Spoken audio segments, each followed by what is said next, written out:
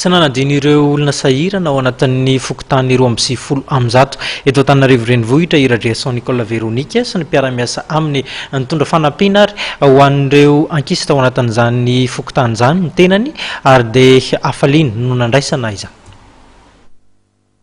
Amin'izao Asaramanitra izao dia mijery akaiky ireo fianakaviana sahirana i Rajerison Nicole Véronique. Efa fanao ny fitsinjovana ny mpiara-belona toy izao.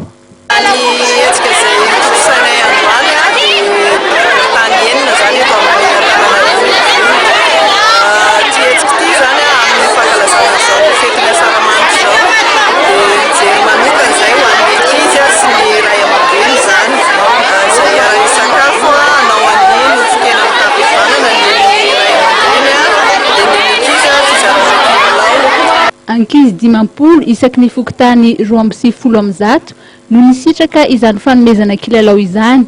Tafiditra ao anatin'ny fankalazana ny volan'ny ankizy sy ny fanamariana ny fetin'ny fahaleovan-tena. Anisan'izany ny falimanana izay ponina eny amin'ny boriboritany faha-efatra.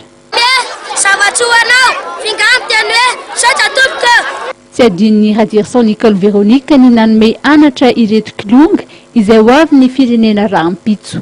Ndre tsara ataovy tsara fianarana fa izany no reharehantsika ao aorianao. Tsy ny ankizy ihany moa no nahazo fanomezana fa omby iray isaky ny boriboritany no natolotry Rajerison Nicole Véronique.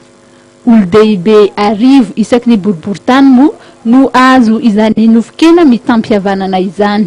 Ny manokana izany dia hoe samy manao fety sambatra dia mitady fahasalamana ho antsika rehetra eto Madagasikara. Nakasitraka ny hetsika izay nataon'ny Rajerison Nicole Véronique izay avokoa moa ireo izay nisitraka izany izay manantena fa samy anao fety sambatra ny vahoaka malagasy rehetra.